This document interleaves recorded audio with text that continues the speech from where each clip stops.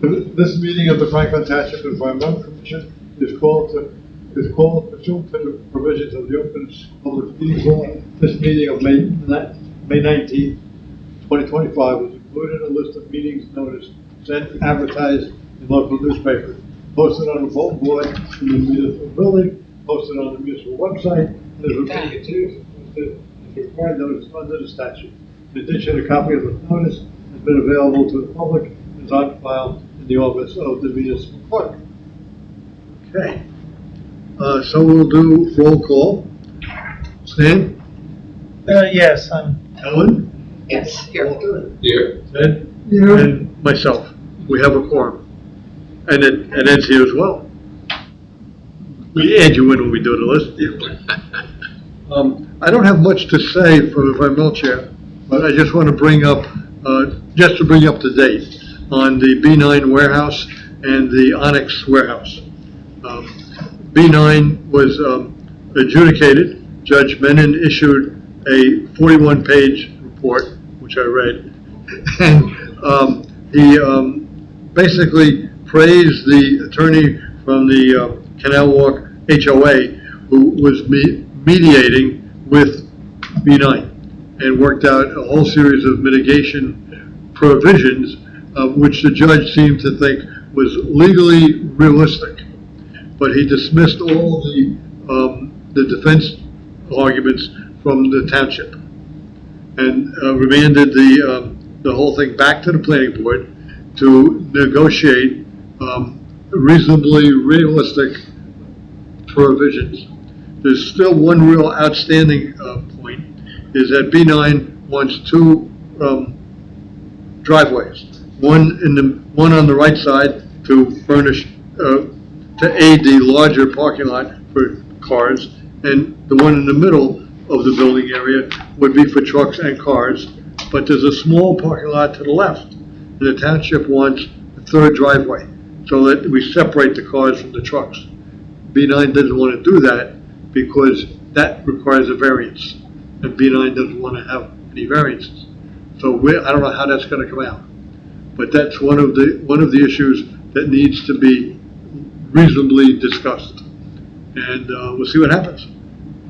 There were otherwise everything. The noise ordinance is also in contention to some extent, but the water management issue raised by the public through the Seaway Group was dismissed.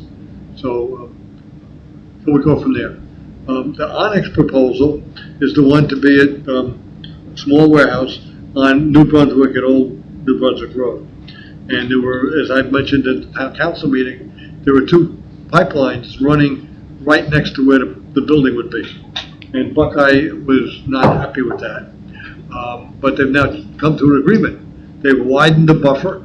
I don't know, you were at that meeting, I think. They discussed, they widened the buffer, moved so that the pipeline would be in the middle of the buffer rather than on the side. And they got rid of the cement above the pipeline and having soil. And they moved the building back a little. There's a lot of changes. And there were a whole series of changes that they made. In July, I think, is when they're going to hear it again and see what happens. And also because they can't come in from Old New Brunswick Road from Elizabeth, they have to change the intersection of Old New Brunswick Road and New Brunswick Road. And they want to widen they make it 3 lanes going into the site, have to move the corners back, change that. The problem is on one side, Somerset Woods, the nursing home, didn't know anything about this. Management changed, and they're up in arms because they think some of their property is being taken. But as I heard at the meeting, people are not quite sure where the boundary is between the township and the property of Somerset Woods. the thing is that the boundary line of their property, the front boundary line, should be what it was before New Brunswick Road was repositioned. In other words, when what is now Old New Brunswick Road was New Brunswick Road, and it went straight through. And now, of course, they've got a more 90-degree intersection, so that should leave us a piece in front that would be still township. Okay. But I'm just, I know, you were there, you heard the same discussion. yeah, I don't know whether that was quite said in so many words, but that's the way I perceive it. Right. So that one, Somerset Run's residents are up in arms, and that's why they moved the meeting to the Board of Ed's meeting instead of town council. But, so that's also hanging out. So that's my real report, just an update for everybody on those two outstanding grants. After that, we'd like to look at the approval of the minutes for May 5th, the meeting for May 5th. So move. Second. Stan, any changes, anybody, Ellen? Walter? If there's no changes, we'll vote to accept the minutes. All in favor? Aye. Minutes accepted. Okay. We're now up to public comment period. And we have somebody here from the public who would like to make some statements. Got to open it first. You didn't open it. I have to. Motion to open the meeting to public comment. Second. All in favor? Yes.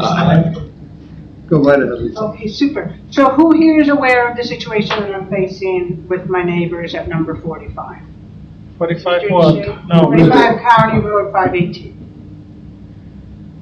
I think most of them know Oh, wait. most of the details, yeah. The tree removal. Yeah. And That's brush. how it started. Oh, okay. That's part of it. Okay, so the situation is my house is number 43, their house is 45. Both of our properties back up to township, how do you call it, preserved open space? Both of our properties, unbeknownst to me, I was completely unaware that part of both of our properties seemed to be wetlands. I wasn't aware of this at all. I also wasn't aware that my property line goes straight back, and then my other property line goes straight back 100 feet, and then takes a wild curve this way, meaning that my neighbor's property is essentially in my backyard. So, if my neighbors were nice, this wouldn't be a problem. But the week before Easter, they came over, 6 of them, and they came behind my house, and they started chopping down vegetation and cutting down berry bushes. And I went back and I said, "What are you doing?" And they said, "We're looking for the property markers because we intend to put a fence back there." Now that I've become aware that this is wetlands, I'm in disagreement with the fact that this is completely untouched natural environment, that nobody has cut anything down in forever, as much as I can tell. We have turkeys living back there, we have bunnies, we have cute little things living back there, lots of birds. And for them to put a fence and on this wild angle across wetlands and into the forest and up against town open space, apparently would mean they would put this on wetlands, which apparently they can't. So I contacted the DEP and I said, please send them a letter and say part of your property is on wetlands and you can't put a fence there. And the DEP gave me some crazy answers like, we don't have a map and we don't know where the lines are. And so they were completely useless. So my understanding is if they want to put a fence on wetlands, they need a permit from the DEP, but if they apply for a permit from the DEP and the DEP says we don't have a map, then we're going around in circles. So that was one issue. The second issue came up with the fact that their entire backyard has bamboo, spreading bamboo, which is spreading to my property and spreading to the town preserved open space. So on March 7th, I believe, I wrote a nice innocent letter to Mr. Vornlocker and I said, I see the bamboo coming towards my property really fast. The house is still not occupied. What can I do about this bamboo spreading? And unbeknownst to me, again, there's an ordinance about bamboo in the town. And so the town came and saw this huge, massive field of bamboo, and they wrote a letter to the homeowner and said, you have to remove it. So now my neighbors really are angry at me, and they even are more intent on putting a big fence up because now they're really angry about the bamboo. But now here's my real problem with the bamboo. apparently there are two ways to remove bamboo. The proper way, and the way where you dump a bunch of herbicides all over to kill it. So, these people do not really seem to know what they're doing. I think it's their first time they've owned a property. First of all, they didn't notice the bamboo, so but they're not really very in tune with what's going on. So, yes. Are they new? When did they purchase the property? They probably purchased property in 2023, but they haven't lived there yet. And this brings up my third problem. That's another big problem that I actually just made big progress on today. But my real concern with the bamboo is who is supervising how it's eradicated?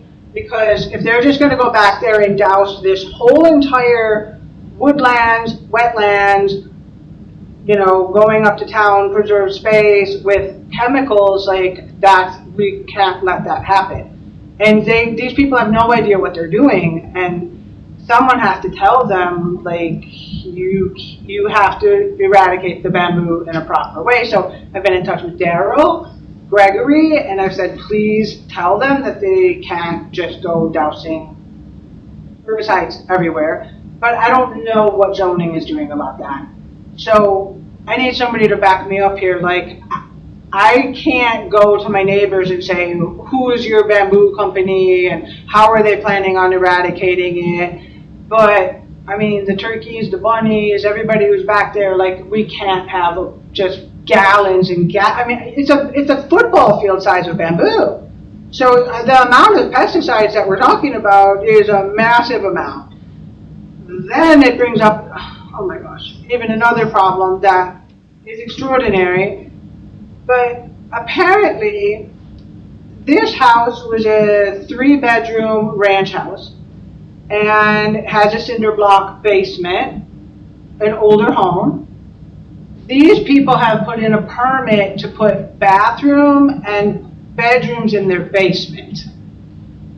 Apparently, you can apply for a permit to finish your basement without anybody looking into how high the water table is.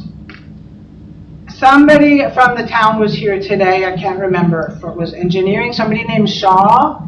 Does anybody know who Shaw is?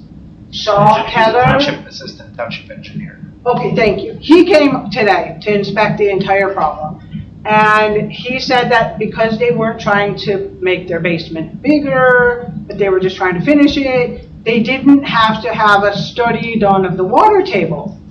So this is where my issue is with that, is that with these heavy rains we've had, there's so much water being pumped out of that basement on a continual basis that it's extraordinary to me. First I saw the water just shooting out of the front of the house. And I have the phone number of one of the homeowners, and I texted, I said, what is shooting out of the front of your house? I said, this isn't normal because it hasn't even rained in 2 weeks. But then it did start to rain, and then it really rained a lot. And so much water was shooting out of the front of this house that there was now a big standing water, in front of their house. So the contractor, to solve the problem, put a huge gutter pipe and a PVC pipe and held it all up with a rock and pointed it all at my property. Woohoo! Now we're making great progress here, right? So now all the water's coming to my property. So now there's like a little river of water coming from their property. And another issue is that a lot of the silt from their construction project is now running back into the wetlands and back into the woodlands, and it's all just extraordinary. So now they're flooding my property with their water. Saturday I found a turtle in my yard, which to me means there's just too much water. They're pumping all the water from what seems to be the water table, pumping it through their pipes and their gutters, and they're pumping it all. And none of this makes any sense. I just can't take it anymore. The people just don't know what they're doing. And so Shaw came over today, and he heard my whole story that I just repeated. I'm sorry. And he said he's going to put a stop on all further construction until we can get to the bottom of this, because it's such a disaster. This has been going on for 2 years. It's been going on since August of 2023. So there are 3 separate issues. The fact that they want to cut down vegetation, cut down trees, and put a fence on what apparently is wetlands.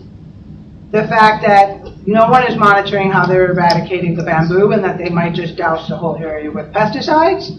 And the fact that they're pumping seemingly all of the water from the water table and they're pumping it through my property back into the wetlands, which it can't be good. Like we're disrupting nature on so many different levels here that it's just not cool. So I know Shaw's trying to help me, Daryl's trying to help me, but like, how do we contact the homeowner and say, what's your plan for the bamboo? You can't put a fence on wetlands without DEP permission. Like, somebody has to clue them in because they just don't know what they're doing. And you said you had called the DEP, the Warren DEP line, right? I didn't because nothing's happening.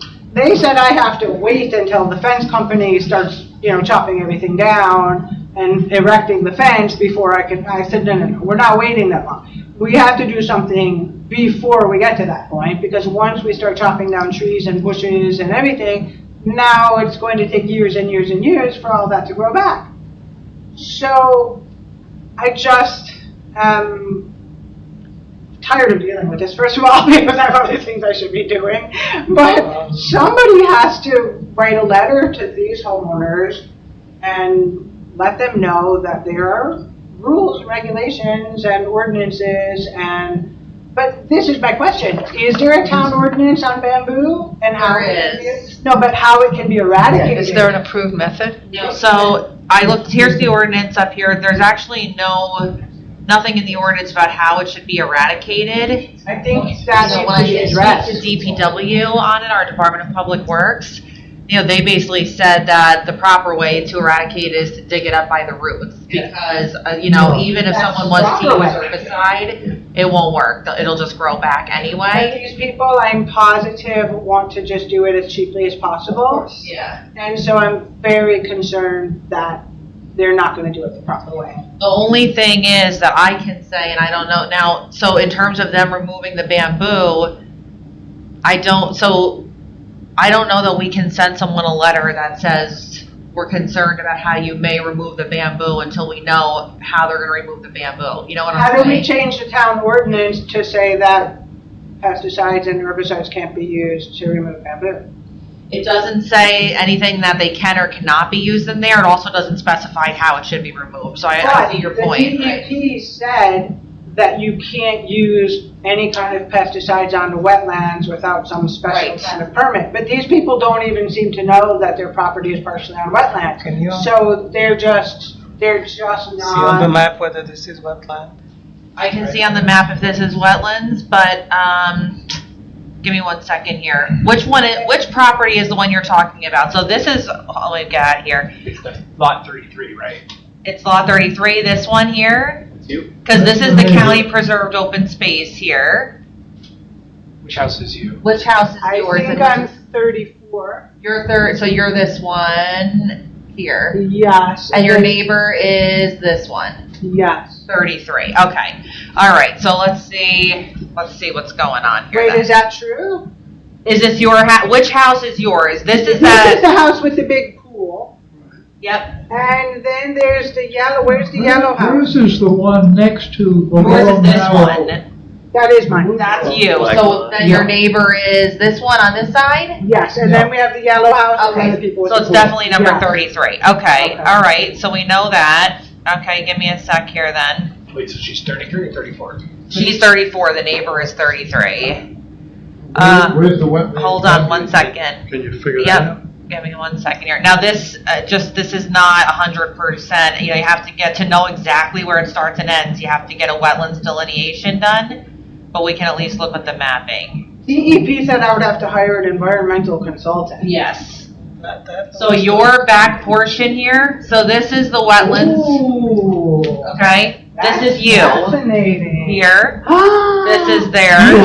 Now, it's not 100% until But it's, that's a pretty big part of their Yeah. yard, that's wetlands. This is what the DEP figures from aerial survey. from aerials, yes, that's why they tell you. It really needs Yeah, somebody on the ground. The trouble is if the the neighbor obviously will not want someone to delineate the wetlands on his property. That's the thing, I yeah. was gonna say, But you can't do the anything. DEP should be saying that he can't put up a fence there without a letter of interpretation. which is But they're essentially- saying we have to, or my neighbor has to hire an environmental consultant to apply for the LOI. They do, they have to hire, yes, they do, not you, they do. But they would have to do that if they want to get a fence. Right.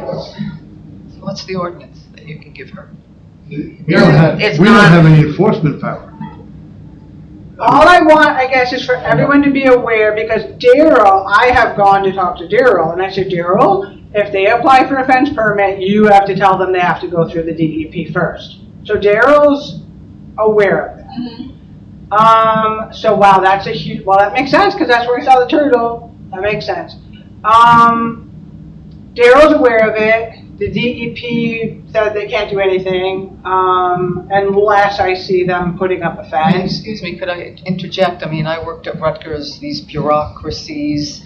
You get an answer, usually they say no first. I go up the chain of command. You want to know who you're talking to, what their authority is. I don't take the first You no. mean like at the DEP? Yeah. I talked Were you to- talking to I a talked- secretary? No, I was talking to the lady who was in charge of wetlands. Who's name her is boss? Alyssa, and then, yes, I also did do that. Then I called a woman named Ivana, and she gave me more information, which I can't remember right now. Yes, know who you're talking to, Yes. and I asked to go up the speak chain. to a supervisor, and then that was Ivana. But basically, everyone has told me that I have to hire an environmental consultant to like figure this all out, which. Well, you couldn't hire though an environmental consultant for their you Exactly. couldn't have it done on their property So I without their just feel approval. stuck. Basically, the thing is I think the reason that DEP is telling her, I can't speak, but I think the reason DEP is telling Lisa that they can't do anything right now is because the neighbor hasn't done anything yet. All they've done is tell her that they're going to put a fence up. It's the intent, it's not the Right, action. so they're basically saying, what can we do? We can't go there and preemptively say, hi, we just want to let you know that you may not be able to put this fence So up. someone from Township needs to remind the owner that they need to go to DEP to get. For permitting, yeah, so you gotta I mean, apply ahead of time. Yes, yes, I mean, I guess that could be the case, although the problem is that we wouldn't, we wouldn't go to anyone who has the thought of putting a fence up and being like, hi, we're the Township and we're here to remind you that you're So thinking about putting a fence up, so you have to get this approval done. We wait till they apply for that. Okay, so they have to apply first. And Daryl's aware Yes. of it, and if they apply for it, Daryl's gonna intercept it and tell them they have to Okay. go through the. So Yeah. that's the route, yeah. Yes, and he would absolutely, as part of his review for the fence permit, he absolutely would do that. Okay, so that part of it, I guess I can calm down about. What about the pesticide bamboo thing? I don't know what to do. And you don't know for sure, though, that they want to use pesticides, you think they're gonna use pesticides. I know for sure that they don't have any money. And so they're gonna do this the cheapest way possible, and I've heard from everyone that eradicating it by digging it up is horribly expensive. It's expensive, it's the only way, though, that it'll ever stay away, that's the thing. I mean, I think overall, the ordinance needs to be updated or amended, or however you call that, and say that the only acceptable way of removing it is to dig it up. That's something we could consider. Yeah. As a motion to That bring we to the could town consider. council Yeah, to amend this. that's ordinance. something we actually could consider, yeah.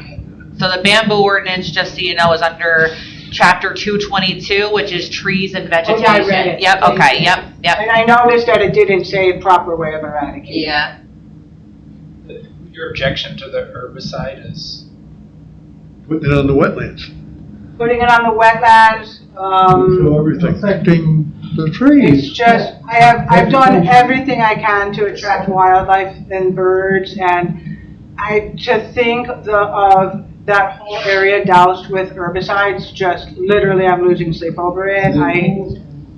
We have what's in a preserved area, what you can do. Oh, the DEP says that there's very specific rules of what you can use on wetlands, and the person, if he were to use anything on the wetlands, needs a special permit, he needs a special license. But again, But these people don't even know they're on wetland, so they're just gonna hire whatever bamboo company and say, get rid of this stuff the cheapest way possible, and then I'm gonna be looking at something that's too late to fix. So on our township open spaces, our policy, the township's policy was we do not use herbicide or pesticide. So when we have to remove bamboo, we dig it up. Or, you know, when we are treating our wetlands or any type of vegetation or anything, we do not spray. We absolutely do not. Along Canal Road, they spray pesticide the whole way, Along Canal Road, along the wooden barrier, you know, right. you call it the Maryland barrier. Right. That's all Yeah. sprayed. Letter A, can you raise the text a little bit? Herbicides. I suspect that the herbicide affects mainly Those are the dicot exemptions of when you're allowed to have bamboo. There. plants. Already, Bamboo is a it can stay. monocot, may not be. Yeah, so it has to be at least 10 feet away from the property, or you can grow it in a pot. When I read about what's used to eradicate the bamboo in terms of herbicides, it says it's like that horrible glyphosate. It says it will kill everything. It will not just kill the bamboo. It will kill everything on contact. Yeah. Yeah. So I can't. Like I That's just. a roundup. We don't grow. What? America's wheat. Ah! It's about, you're required to notify. Brussels sprouts. Yes, that is the, Mainly soybean.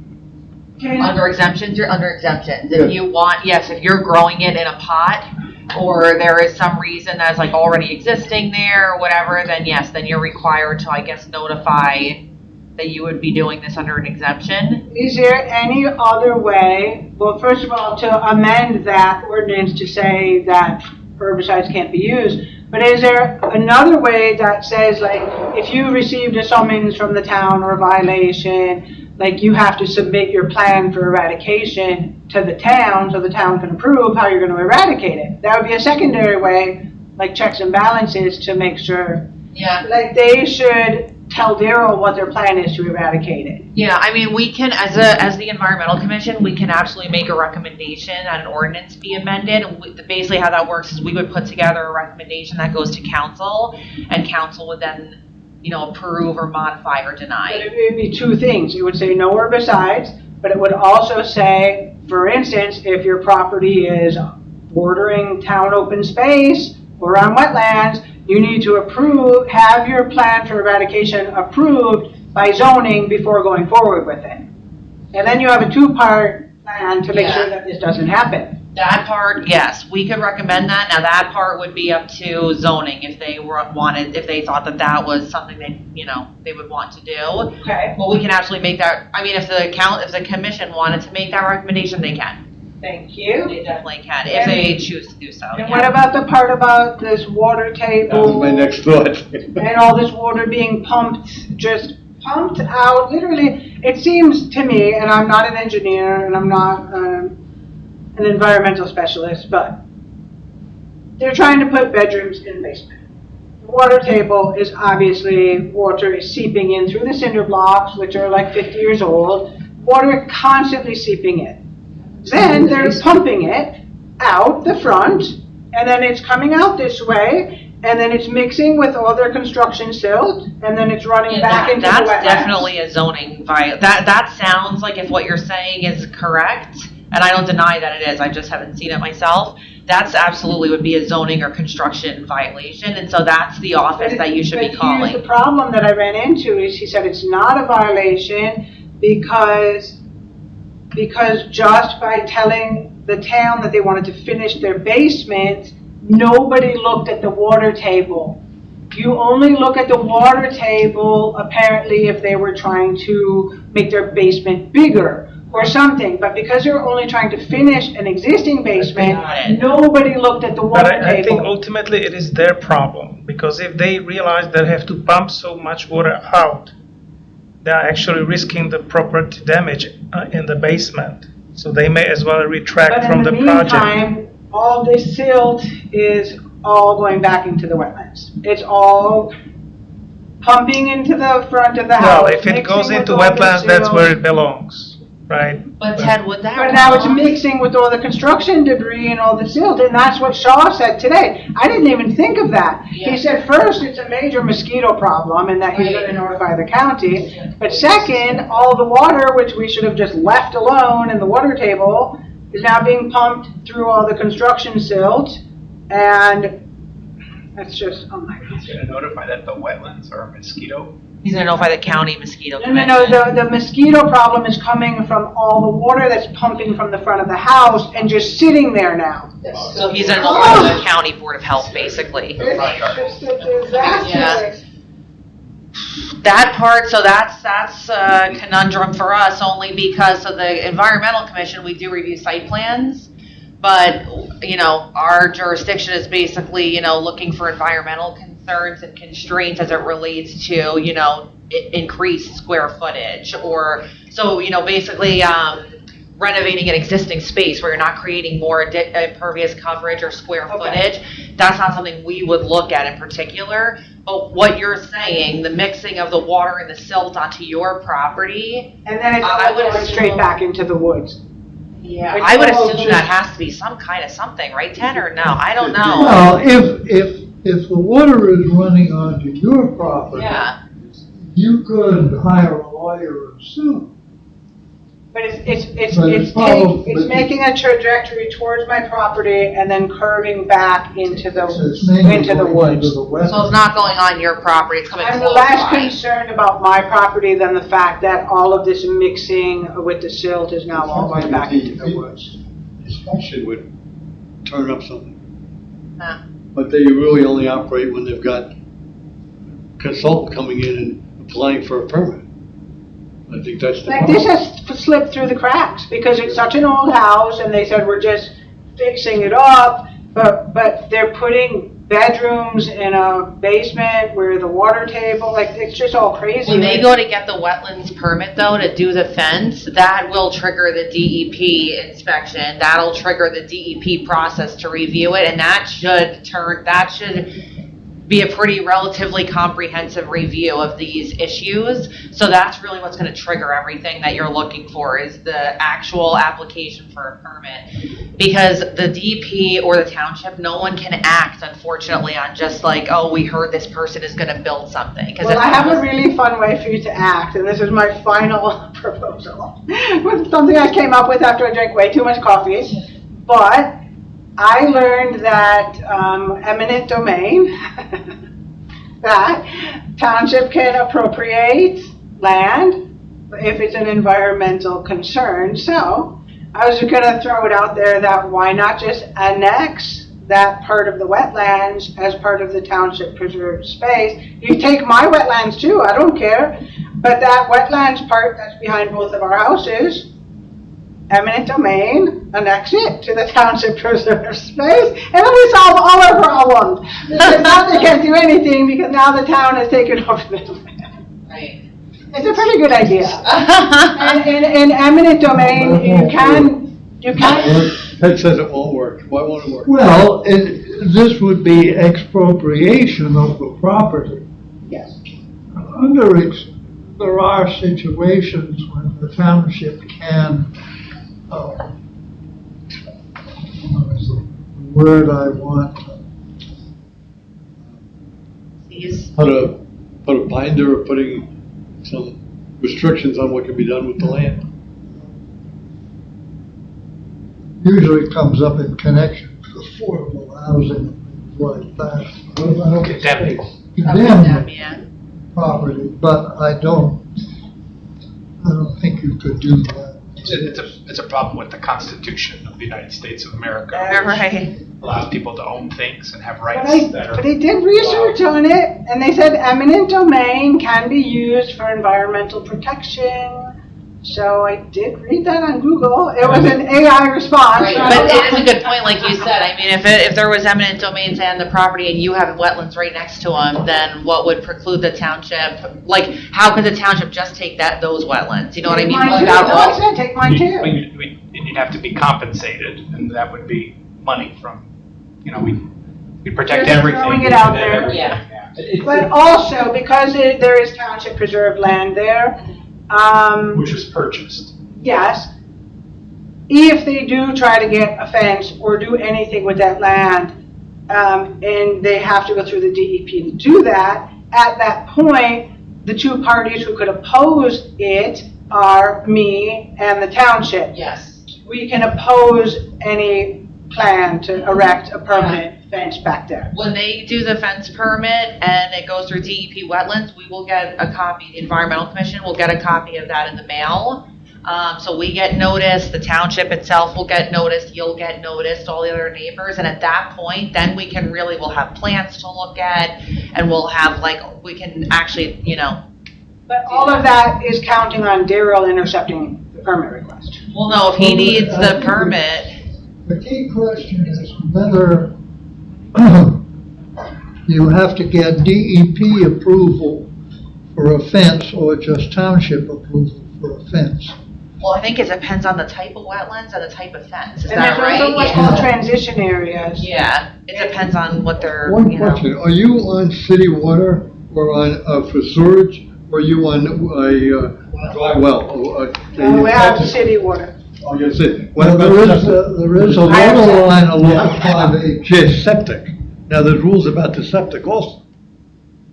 Then, so does the house next door? Are they Well, that's on? the other crazy thing, is you're pumping all that water right into their septic field, which is So also. they are on septic also? Yes, and they're They pumping would be- all of that everybody would water be on into their septic field. Sewer on 518. if the DEP requires a permit for wetlands, for the development of that wetlands, then it's not just the township that requires the permit for the fence. However, I'm not sure exactly what they're gonna need permits for or whatnot without knowing exactly what they're planning on doing. Like, are they doing more inside their basement? Are they planning on amending their septic field? Are they putting up a fence? So all these things would be triggered by that. Now, if Daryl knows about it, then he absolutely will intercept it. And part of his review for any permit is there's a checklist to go down. And if wetlands are involved, he has to do a cursory review. So we can absolutely keep our eyes out for it 100%. And what I recommend, if you see them building something, I would call This is my DEP. problem, is that I go away in the summer, and I'm just afraid, like, I'm gonna come back, and there's gonna be a fence, and all the Yeah. trees are gonna be cut down, and I'm just trying to avert this. Yeah, I hear I you. don't want a bad surprise like that. So I'm just trying to do my best for the little cute bunny that I saw. Oh my gosh, I had birds nesting on my balcony. I have some turkeys that come every day to visit us. Like, I have to do my best to Yeah. protect it all. Thank you for letting us know, and we'll definitely keep an eye on it. Ed, did you have a question at all, or? I will definitely keep our eyes out for it, and if we get noticed of it, we'll let you know. If you get noticed before we do, you let us know, and we'll make sure we keep in touch with. And you'll try to Daryl. change the ordinance? We'll talk about it for sure, absolutely. And would you be able to send me a picture of that map you had? Oh yeah, absolutely. Yeah, I can Awesome. I can email it to you. I have your email. I can email you a screenshot of it. Thank you, Yeah. that would be awesome, because that's a way more massive area than even I realized. And remember, that's an estimate, it's not. Yeah, I'm like, wow. There's no guys out there with the tripods and measuring and putting the markers and that kind of stuff. But also what's Not interesting, what's interesting about that too is that there's no real way of knowing it's wetlands, and that the DEP was saying, oh, well, when somebody would show up with herbicides, they would see water and they would know they can't use herbicides. But with these wetlands, you don't see the water. So I said there's not going to be any red flag for any bamboo eradication company to know that they can't just douse the whole area with pesticides because you can't see water. Yeah. Well, thank you, Lisa. I'll send you these and we'll keep you posted. Thank you. Thank you so much. I really appreciate Oh, it. no problem, no problem. Thanks for coming. One thing we can Save the do. turkeys. Thank you so much. It was nice meeting you in person. Yes. Thank you for the night. Thank you. Take care. All right, we'll be in touch. Thank Okay, you. Do you want the door open? Oh, yes, please. Okay, Thank you. Thank you. Well, that's gotta be one of the longest public comments we've ever had. It's interesting. And complex. Oh, yeah, no, we used to have a 5-minute, some people wanted a 5-minute. This was too important to stop. No, yeah. A lot of issues, that's why I raised the septic issue as well, because you can't really do much on top of a septic field. Yeah. Right, but we're not we can't do anything about that. It might be in front of a No, house. we absolutely do not want to go down the road of hearing someone's building something and being like, hi, I'm the township here. I heard that you told someone you might put a fence in. We definitely don't do that. Right, That's yeah. what I was gonna- and we have it in, Careful. but the minutes are gonna be on the website. Right, and that's fine, but what I'm saying is what she's telling us, which is great, nothing's actually been applied for or built yet. No. So that's the thing, that's what I'm saying. Anything that comes to us that's like a permit or an application or it might be built, Maybe also concerned that it will be done without permit. right, and that's fine, but it's It's like, not fine. can we, How no, it's not fine, but can we preemptively force people to get permits because we've heard that they're thinking of building something? That's my point. Maybe send them a reminder that. Yeah. When do we stop doing that?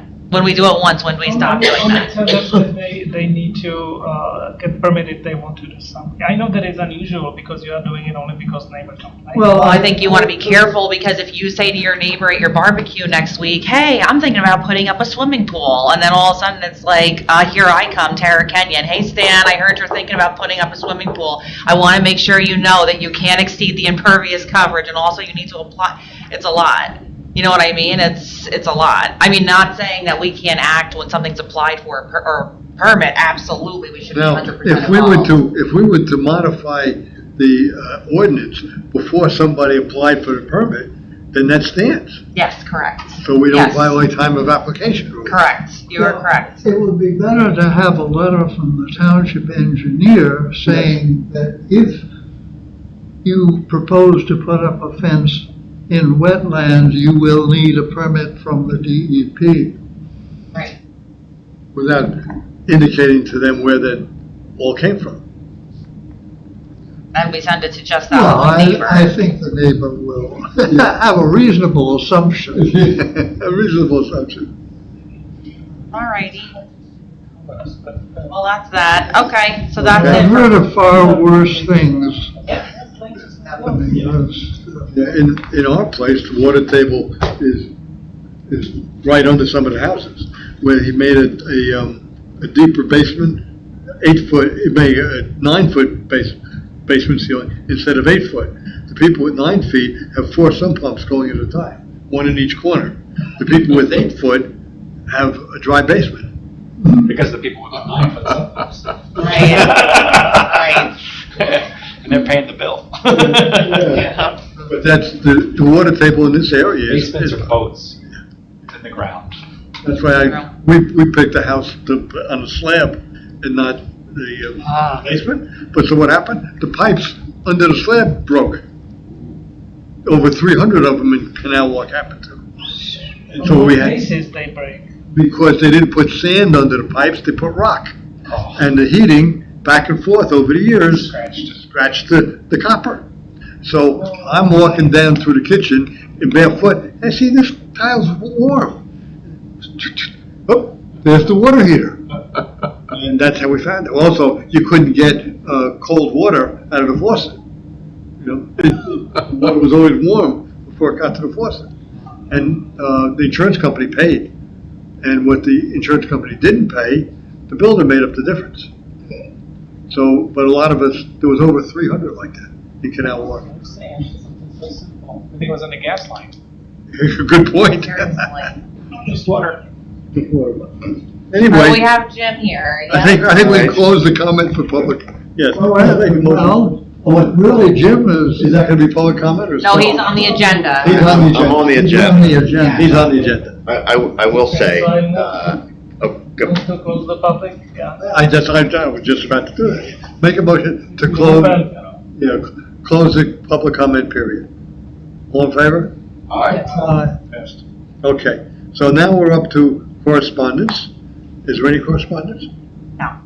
No Okay. new correspondence. All right, and we're gonna do Blackwell Mills before we do any site plan? Yes. Okay. You're on. well, thank you for including me in the agenda tonight. I will say, at the Watershed Institute, we get calls about those kind of concerns every week, I'm sure. hundreds of them. And so I understand how complicated your world is. I'm happy to say we have a neighbor who's been battling against bamboo for the 20 years that I've been at the watershed. And she was horrified. She got her property cleared, but was horrified to realize that some of it was creeping onto our reserve. So she asked, would it be okay if she contacted a company to remove the bamboo that had crept up? This sweetheart. And it's going to be organic. They're not going to use any chemicals. So yes, it can be done, as you all know. But we have people complaining about their neighbors' sump pumps, flooding them out. There was a case years ago in Hopewell Borough where they actually required this person to build a berm, plant on it to try to contain the sump pump effluent. But it's tricky because sump pumps aren't triggered by the stormwater. There's sump pumps that don't trigger stormwater. So I hear you. I appreciate your having to wrap your heads around this. But I'm here tonight to talk about the Blackwells Mills Dam, and I can just run through. Let me know when to. Yeah, why don't you go ahead? So I've been at this a while, as Ted knows, because we've talked about this over the years. But going back to 2008, there was an initiative from the U.S. Fish and Wildlife Service, NOAA, DEP, to kind of wrap their heads around this. Their Raritan Basin, which includes, of course, the Millstone River, over historic time was known to have quite abundant populations of some of these fish. So if you don't know these vocabulary words, diadromous fish are ones that originate in freshwater or originate in saltwater and go the other direction. So American shad are a famous example of anadromous fish, right? So they're born freshwater, they travel out to the ocean, mature, and then come back to spawn. American eels are catadromous species. They do the opposite. So historically, American eel? What's that? Does the American eel bite? Can they bite? I'm afraid it's I've never snakes. been bitten by an American eel. I've caught They them have as a very young small man. mouths. Yeah, Look they're at the picture. It's bigger than my dog! They are. We actually, if you haven't been to our nature center it's in Hopewell Township near Pennington. We have a big tank and it's got eels among other fish. The eels are my favorite of the little kids. But anyway, so these agencies and a number of nonprofits in the state have been focused for now a couple decades, moving up on trying to remove dams in Raritan Basin and other.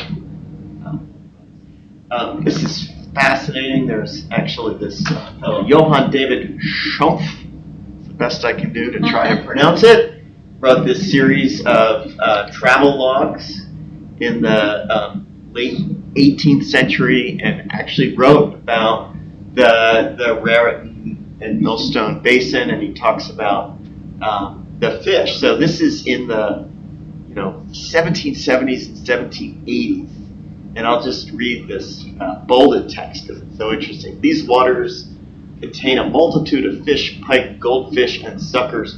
Formerly shad also, in numberless schools, came high up this river, but dams, of which many have been built in recent years, keep back the shad. So in the 18th century, they're complaining about the dams that stopped the once great runs of shad. So there was a dam. We know the first dam that is committed to history was in the first quarter of the 18th century. The new one replaced it. But let's go up. So this is what the Raritan Basin looked like, where the kind of Millstone and part of the Raritan closest to the Millstone during that time when we got this Raritan Fish Initiative off the ground. The red were dams back then in 2008 that were blocking the fish. You can go to the next slide. So the good news is that 3 dams on the Raritan River and then the Weston Mill Dam on the Millstone River have been removed. The Weston Mill Dam was removed in 2017. That spans from Franklin Township over to Hillsborough. Be Manville, but Manville, it's not yeah. in Manville, then it's Yeah. close to Manville. It is, yep, Yep. I remember when that. You can go to the next one. This is just to remind me how long I've been at this. This is my science director, 2 science directors ago on the Weston Mill Dam. So that's probably circa 2008, 2010. You Wow. can click, I've got okay. So this is, there was a science director between Peggy Savage on the left and Steve Tordo on the right, who's my current science director. So that dam was removed in August of 2017. By the following spring, these beautiful fish were already up the river past where the dam was. Where do they go in the Click on it meantime? again. They go out to the ocean and then they come up the river. So they're very opportunistic. When they see a river that's free, they'll just go for it. And then the next fall, they were already breeding. So it just shows you, build it and they will come, take it down and they will come. So that was really exciting. Back in 2018, we were ready to go and go for the next dam, even put the next. This is a press, I was very happy to be on the homepage. I guess not much was happening at DEP because this was the homepage of their website for weeks. Oh, there you Yours go. truly on the cover. Or DEP. That's not a real shad. Or That's DEP. Yeah. So we He's had- the new face of it. we had a press conference. Everybody was there. It was great. That press conference was in Manville. So this is in August 2017. Surely Made of rubber or Yeah. foam or? it's made out of resin. Yeah, there's someone that makes these Recycled, things. 100% recycled. Cool. Yeah, That's really exactly. cool. Anyway, you can go to the next one.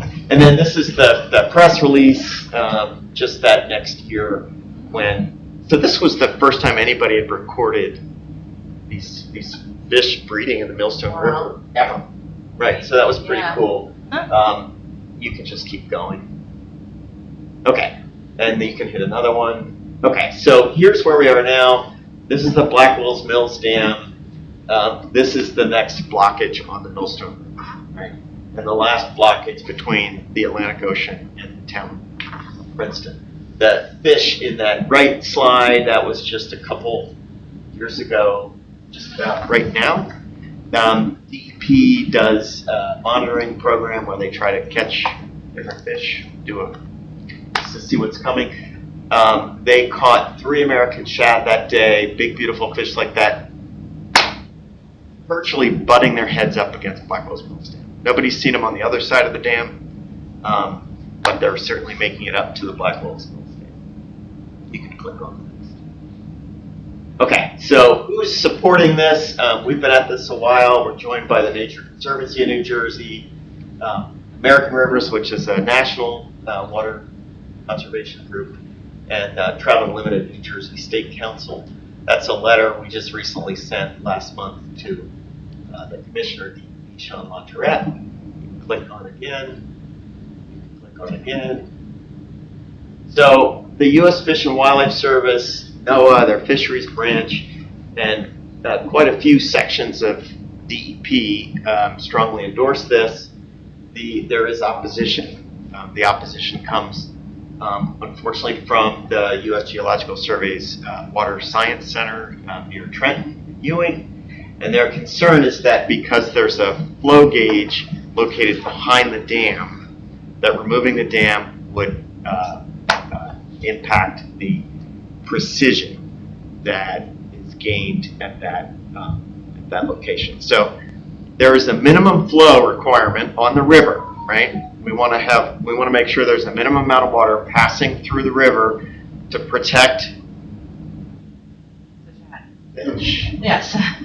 But USGS says to make sure that we're precise in our measurement of the minimum flow, we need to put up a dam that blocks the fish.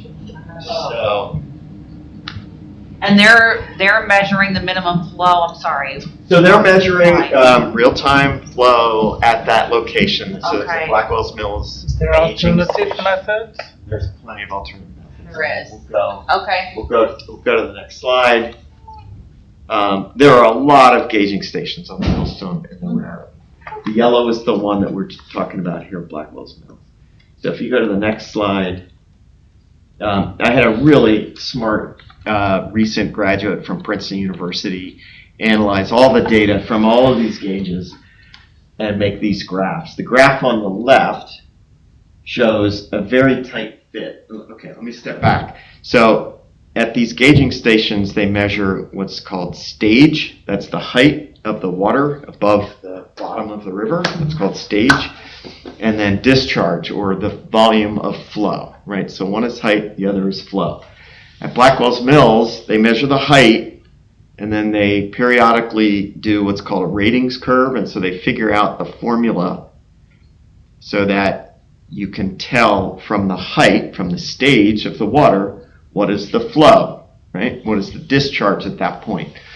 Most of the other locations, they just measure height, but they haven't figured out, or they don't spend the time to figure out the And just flow. for folks who live Yeah. over that way, they use that as a predictive. So they Right, also look at right. the forecast, Yeah. and they say this is when it's going to peak, and Yeah. it's likely to peak at this amount. And they've Right. been doing that for some time. Now, and 10 years correcting. ago, I went down to see our congressman and former board chair, Rush Holt. If you know Rush Holt, he was the congressman who literally was a rocket scientist. That was his bumper sticker that I had in my car. My congressman is a rocket scientist. And he went to see the head of USGS at the time. And the guy that was the head of USGS wasn't happy to have Rush Holt in his office, but he acknowledged that the concern is at low flows, where they may lose precision, not at high flows. So if you're worried about an early warning system for flooding, this has nothing to do with that. That was gonna be my next question Nothing to is, do yeah, with does it impact, Nothing to because do. that because of those, we have problems Yeah. over there, but it doesn't impact that. Okay, got Right. it. It's just for water resources. measurements. Yeah. Okay. And it's, the Millstone and the Raritan and the DNR Canal are all kind of connected in the New Jersey Water Supply and the American Water Company, and they pull from one source or the other source depending on the conditions at the time. So what this shows is that there's a really tight fit. The data, the x-axis is the Greatstone gauge, Greekstown gauge, so that's stage height, and the y-axis is the Blackwell's Mills stage height, right? They're like perfectly aligned, right? On the right, it shows Greekstown stage height against Blackwell's Mills discharge, so that's the flow. Again, really, really tight. So what we've said is, come on, you got these other gauges, Right, that can be used. and you can still use Blackwell's Mills after the dam is removed. And how much better? I mean, it's very rare that you see anything in nature that lines up that cleanly, Right. that tightly, right? Wow. You can go to the next slide.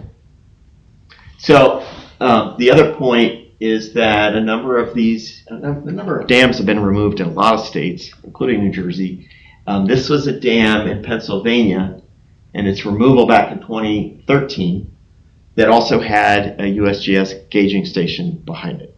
So in that instance, they took the dam down and they recalibrated the data, and it's still working fine. And I should add that in 2012, a guy at USGS who unfortunately moved to another office said to our staff, if you can get us $15,000, we can buy a different gauge that will work without a dam.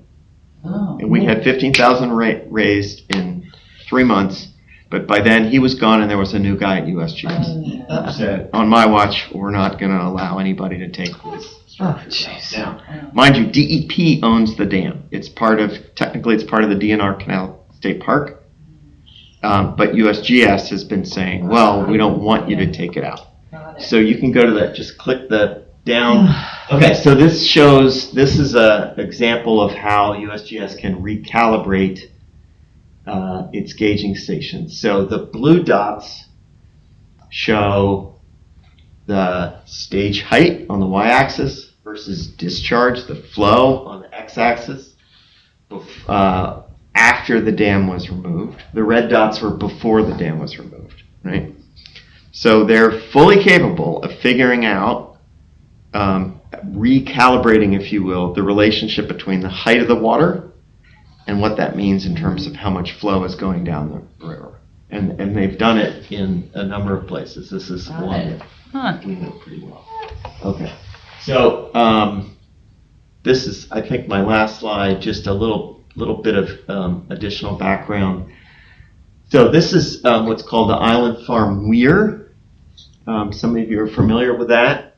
So that was built in the 80s, I believe, Ted. I'm not sure. I'm real accurate on that. But that was built to make sure there was always enough water held at the confluence of the Millstone and the Raritan to service the New Jersey American Water drinking water plant. Right. So that impounds water to make sure there's plenty for drinking. When they built that, they were required to put in a fish ladder. Fish ladder is a structure that helps the fish get through it. Sadly, the fish ladder doesn't work very well for shad. They work better for salmon than they do for shad. So, Luckily, we don't have salmon. What's that? Luckily, we don't have salmon. They work fine for salmon. That's what I'm They saying. work like, Why would they put it I there? agree with that. I don't like it. Reintroduce salmon. Yeah, there's someone heard this bad joke many times, but you know why the fish ladder doesn't work for shad when it does work for salmon? Because white fish can't jump. Oh, People hearing it for the first time always laugh. I love it. I've had audiences that just were ready to throw me out because it's such a bad joke. But anyway, there is a natural resource damage settlement. If you know about those, so there's basically a Superfund case. Someone was found guilty for doing something bad. They have to clean up the site, and then they have to compensate for hurting natural resources. And they have to do a bunch of different things to do that. So there is money allocated from a natural resource damage settlement to remove the Blackwell's Mills Dam. So this isn't a cost issue. And there's also money that's been allocated to improve the passage of fish at the Island Farm Weir. So there's the full amount of funding is available. Really? That you never hear of that. The money is available, It's available to remove the dam and improve the fish passage. Yeah. Oh, wow, okay. So, I'll tell you, right before COVID, when we thought this thing was going to fly right through, I think that the settlement had just been made on the financing side. We'd had grants since 2009 to do feasibility studies to remove the Blackwell's Mills Dam, to evaluate the sediment. You want to make sure there's no sediment behind it, and if there is, it's not contaminated, so you're not releasing contaminant sediment. So we did all this study with money that was in Barack Obama's stimulus package, if you can just to kind of put the chronology here. And then right before COVID, so the New Jersey Water Supply Authority said, we'll slow down. We're going to make some improvements and repairs to Round Valley Reservoir, which means we're going to have to lower the water level until we do these repairs. So could you guys stop pushing the removal of the Blackwell's Mills Dam? Let us get this done, because that is used sometimes, as a indicator of how much water they can bring out of the road versus the millstone for drinking water. So we said, okay, we'll be quiet. But we started meeting. So quarterly meetings since late 2019 with DEP Assistant Commissioner for Fish, Wildlife, and State Parks and Forests, Assistant Commissioner for Fish and Wildlife, Assistant Commissioner for Natural Resources Damages, NOAA, U.S. Fish and Wildlife Service, and USGS. It's like 20 people on a Zoom call 4 times a year. I don't want to know how much salary is going into these calls. And the latest is that USGS is doing a modeling exercise to figure out if you just cut a little sliver in the dam, would the fish still get through? They also say, well, you can't just go to an old dam and cut a sliver. You'd have to take the whole dam out and then rebuild a dam that had a cut in it, which would be preposterous. So we're just trying to get, at this point, it's in the commissioner's lap, Sean Latourette, the commissioner of DEP, and he's got to make a decision. And the decision is either to take it out or to leave it in. So we're coming I back have- out to the public world to do some more public Yeah. advocacy on this, and we'd love for you to endorse this. Can I ask a dumb question that maybe I should have asked right from the get-go, Yeah. probably? So, and maybe I didn't hear it correctly, so if you said it, I apologize. What is the importance of the shad? Like, what is the importance? Okay, so there's several reasons to take dams out. Yeah. Yeah. So American shad are a big conservation priority, and they've been removing dams from Maine south to Virginia to try to restore this fish. And the fish are really important as a food source for other fish, and they're also kind of a indicator of a whole suite of fish. So there's alewife and blueback herring, river herring, striped bass also will go through the same migratory pattern. So shad have become kind of a cause celeb. There's a lot of lore about them. John McPhee wrote a great book called The Founding Fish that's all about shad. So there's certain people that have fallen. So is it a marker or is it part of food chain? Both. Both. Yeah. So, and downstream somewhere, it is critical for fishermen and for us to have. Yeah, and so the concerns about these fish populations is for water pollution, which is largely, I mean, there was a blockage in the Delaware River near Philly where when the shad were going up the Delaware River, they hit the bad pollution, in middle of last century, and they all died. So that's largely been cleaned up. Fish make So it. it's a good way to tell if how the water's improving as well. They're a great indicator of water quality. There's ocean fishing that's a problem, and they're trying to get a handle on that too. And then there's loss of the spawning ground. So all the dams prevented the fish from going up to all the areas they used to spawn and reproduce. Okay. Does the shed have any mercury contamination? Methyl mercury? I've never heard of it. I'd be surprised if they don't have some, because most fish do. The other thing is that dams also can degrade water quality. Now, these dams, like Blackwell's Mills, the water goes over top, but they still impound water. And that was analyzed 10 years ago. Princeton Hydro was the consulting firm we used to do all these evaluations. So where you're up on the upside of the dam, the water is generally warmer, which isn't a good thing in the summertime, which means you can have bigger algae blooms and bacteria blooms and cyanobacteria blooms. We've had HABs in the Millstone River. That's probably not a good thing that there's a dam there.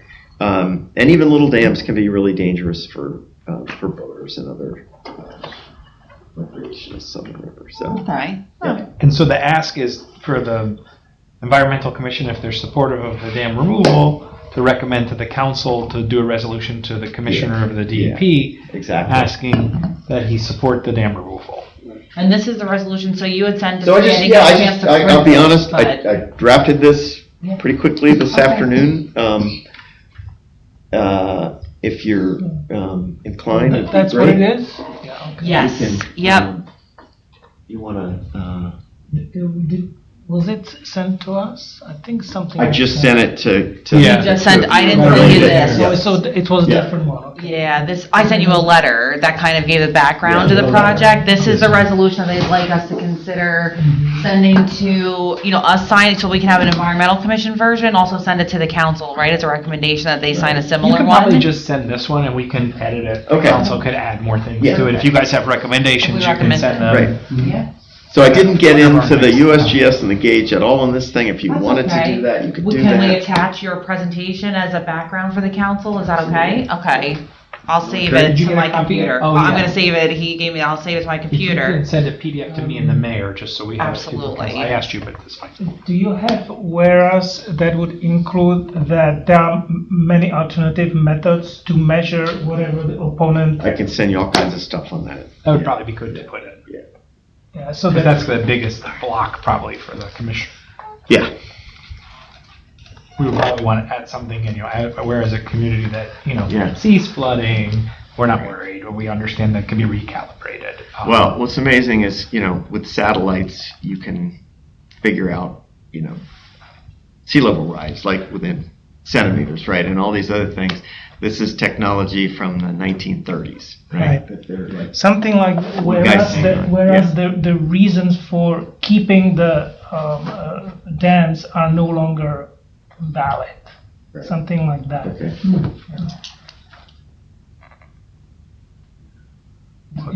We'll get that in the minutes, and we'll make sure we add it. Right, Ted?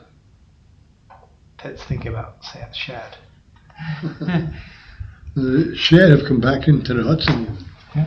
So, Jim, will you add that in there and I'm then happy send me to. a final? Yep. And then Yep. what we can do is then if, like you said, it's okay for me to attach your presentation, I can do a quick memo with your presentation, the resolution, I can get it to Ed since he's our liaison. And then he can bring it to the council. Great. Do we need You to- know, we need a Do we motion, need to do yeah. a motion now? Mhm. Yeah, we can do that. A We- motion we have a to, quorum. recommend, You give me the wording and we'll, I guess it would be to recommend that the council pass this resolution with amendments that Yeah. are gonna be made by Jim. sure. Does that make sense to everybody? Walter, you? Second? Ted, all in favor? Yeah, yes, yes. I've just polled the committee. Thank you. So it'd be either on the June 12th agenda or the May 27th, this week from tomorrow. So if we ought to get together probably by the next 2 days to get it on the agenda for next week, Tuesday. Okay. For council or For council. Okay. And hopefully I can come. That would be great, yeah, so, and you have my email. Yep. If you send it to me, then I can kind of put everything together so that Ed has like a complete package to take there. Great. Okay. Nice job. Off the record, tell you, I was doing speeches in the 90s across the country about mercury in the fish advisories and recommending that people use lamps with less mercury. That was what we were doing, Phillips.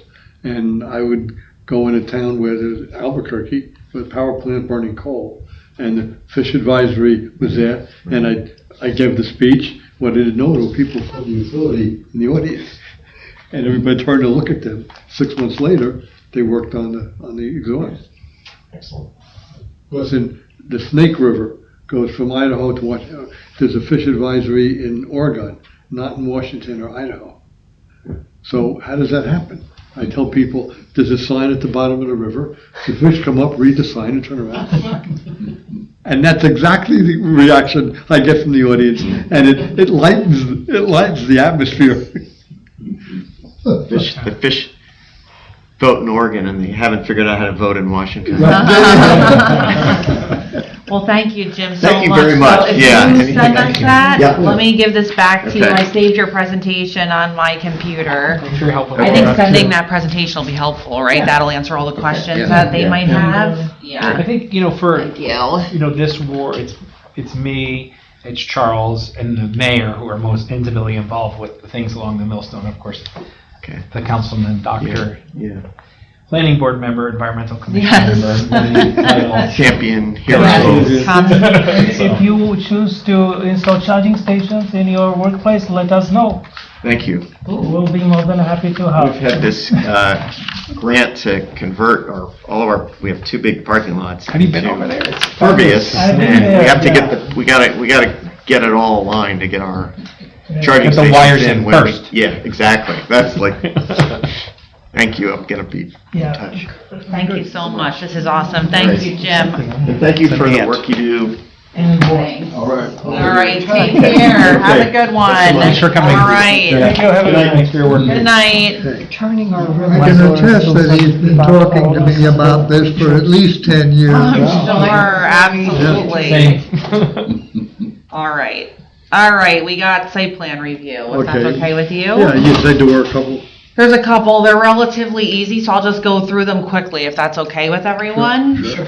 Was that Laura, this woman who came from? Lisa. Lisa. Yes. She has a very long Greek name that Yes. I'm never sure I remember, but I have it written down at home. I think it's Kapsokephalos. Yeah, it is, that's, you're right, good job, Ted, yes. Here it is right here. Rolls right off your tongue. I got it right here.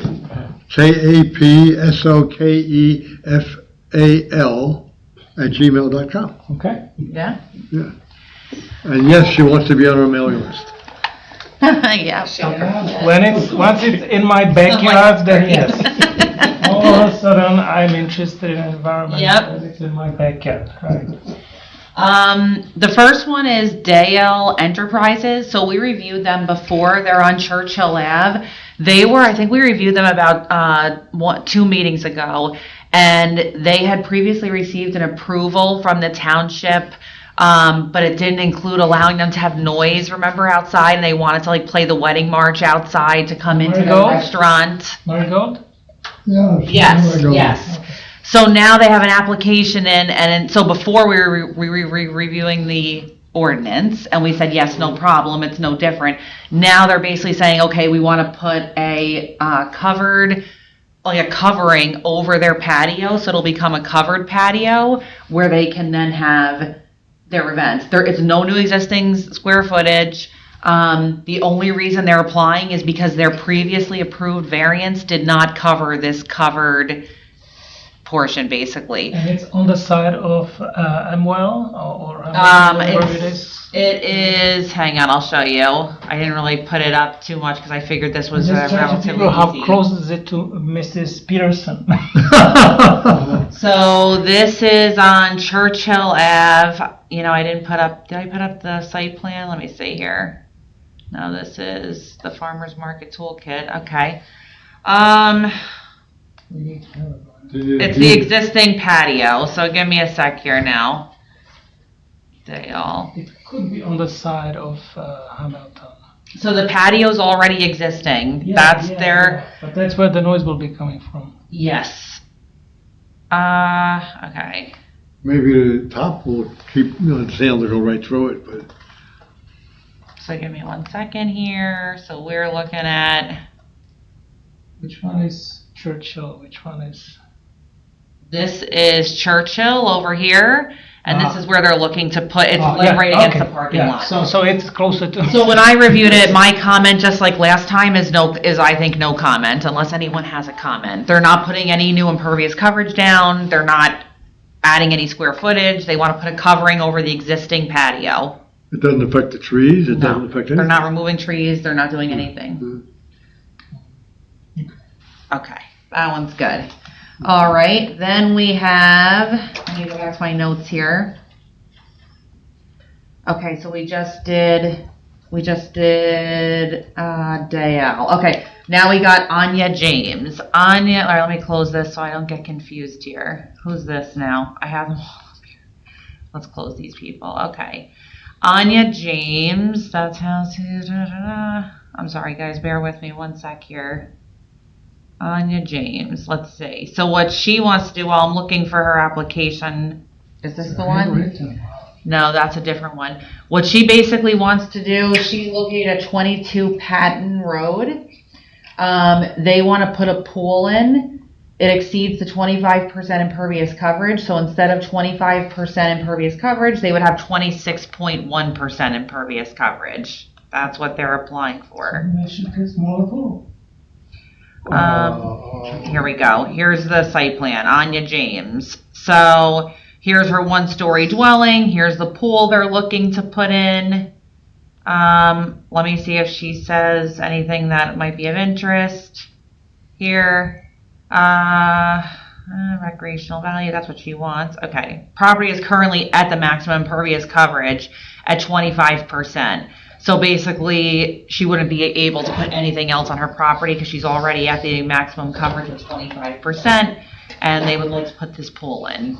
And the pool cannot be designed smaller? I'm sure it could be. Yeah, but no matter what the pool size was, it would still be. It's going to still be It over. would still be over. So she's going to be over by 1.1%. Well, so the pool itself doesn't count as impervious. It's just the patio around it. The area around it. Oh, well, that still has something to do with Is that right? Yeah. I should think the pool would count. I was just thinking the same thing. I'm like, Water flowing into it Yeah. does not go into the ground. It does, yeah. The whole thing counts as impervious, correct? Concrete pool? I think it does. It doesn't. It used to. Oh, okay, perfect, But okay. according to Vince Dominic, they changed it, and the pool doesn't count, it's just the patio. The area itself. around it. So we could also recommend that it be pervious around it, pervious pavers around it, or grass pavers or something. Do I recommend that? Around the pool? Yeah, I mean, there's lots of types of pervious pavers, that have the sort of open work rather than the. Pervious or grass pavers. We also, in our blurb about impervious coverage, it basically says we recommend you get the impervious coverage as close to what's allowable as possible. And some ways would be, grass pavers, and then I can put a note that says like reduce size of pool, grass Could also pavers, be pervious, whatever. The paved driveway could go to something that's more pervious Yeah, or has. just add pervious.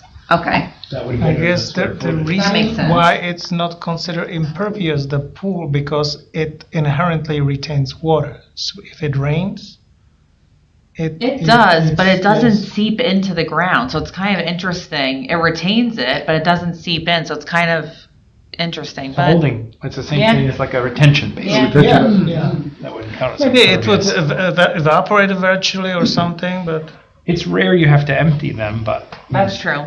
sometimes we get rains like we just had. Right, right. I don't know how your pool is. Is it getting close to the top? Well,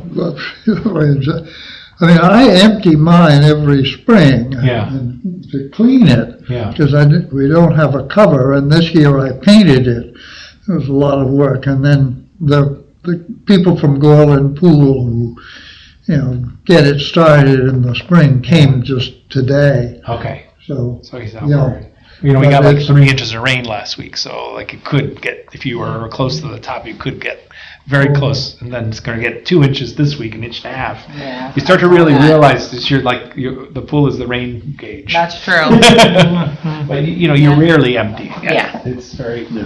It really holds on to it. So. That's not a certified rain gauge, you can't do that. No. The next one we have is, it's JAT2 LLC. It's actually the Jersey Mike's on Veronica Avenue. What they are looking to do is put a sign on their side of the side of their building that says Jersey Mike's, like this. It's not a freestanding sign. It's going to be affixed to the building. The reason they're applying is because technically this sign exceeds the height, and it also is a second sign. They're saying they would like this sign on the side of the building because there's no entrance there, so they'd like it. where in Veronica it is? Johnny's Mike's, I go to lunch every once in a while. 84 Veronica Ave, It's over where the new Dunkin' Donuts is. So right it's in the corner. right here, see? Right, So it's close to Just the one- Route 27, right? Yes. yeah. I see. It's on Yeah, and Cedar it Road. opens to the back, so unless Yes. you're coming Well, from Hamilton, you don't see it. Well, Just- it's a different one. It's not the one on Veronica. Here's 27 that's right Veronica. here. They It's want not the to one grab on attention. Cedar Road. They Oh, do. no. But it's not gonna be, it's not a freestanding This one is sign. They wanna new. put it on the Oh. building, If anything, it's distraction Yeah, from, but this is not environmental. right. All right, Where is so it? Oh yeah, I think it's probably fine. It's The Dunkin' just- Donut sign is there. the Dunkin' Donuts sign is there, and it's on the building. There's no real There's a environmental. gas station across the street with No. one of those big things. Looks like you're. Yeah, that's so All right, attractive. then we got, this one is the next one.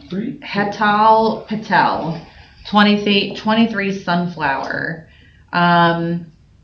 Same situation as the pool, except for a different reason. They're already at the impervious coverage, which is 20% allowed. They're already there.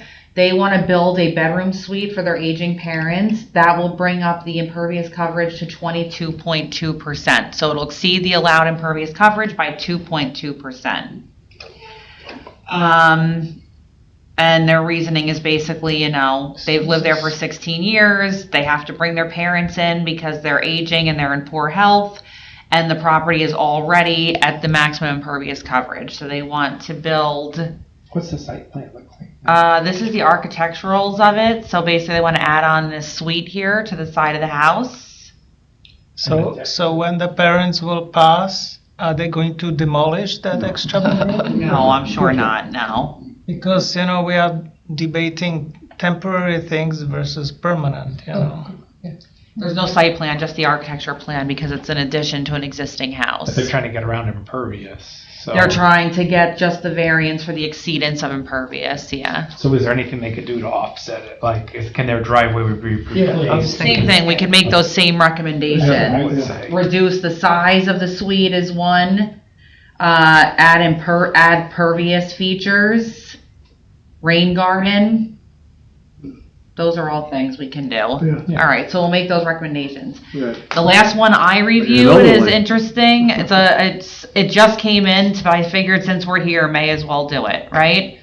This one is called Town 543 Inc.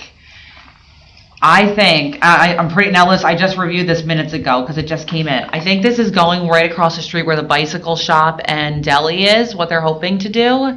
I think it's on 1695 Amwell Road. So that address is Amwell Road and they have a bicycle shop and a deli. Yeah. They want to put in a class 5 cannabis shop there. And they actually are looking for a use variance because it's in an R20 zone. So it's in the residential 20 zone, and they're looking to put in, this class 5 cannabis retail facility. They're not putting in any more parking. They had a traffic assessment done, which said that it will not have any impact on the road. The parking spaces that would be required for this type of operation would be 12. There's already 19 there that are existing. And the bicycle shop and the deli are going to still do their thing. They're just wanting to enter into this existing retail space in Next to that. the post office. Yes. The And across the municipal temple building. and municipal building. Yeah. And they want a variance. And they want a use variance is what they're recommending. It's your This town. is It's your a town. cannabis dispensary? Cannabis dispensary, yeah. I thought the council was putting a limit of 18 dispensaries in the township and no more. Yeah, I think this might be one that's licensed and looking for a location. I mean, it's interesting because usually when they apply, we have to, the town's staff certifies that it's allowable in the zone. Maybe they're trying to relocate, I don't know. Well, I'd say. but this is in a residential zone, Correct. not a This is in business the zone. R20. Correct. Requires And this a is the use spot. variance. But there's already an exemption there for the bike shop and the other 2 businesses, right in that same, No, they were probably pre-existing. existing, yeah. So the variance they're seeking is a use variance. So the ability to be there, basically, is what they are looking for. There's plenty of places they could go otherwise, Where which is is it? allowable. It's right over, it's here. Hold on, It's at the corner, What street is it? I don't. Amwell. it's the corner when you Well, leave the yes. municipal building. Oh, on the here, bike shop. okay, the bike shop, okay. And the deli. Frederick's house. That's what it was?